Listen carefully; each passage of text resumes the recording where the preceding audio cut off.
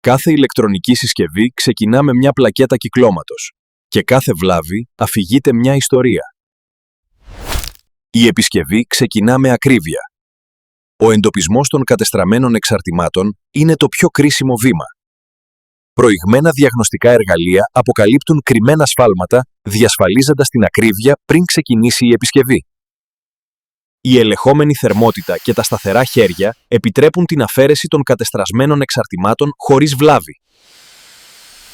Ο καθαρισμός αποκαθιστά την αγωγιμότητα και προετοιμάζει την πλακέτα για άψογη επισκευή.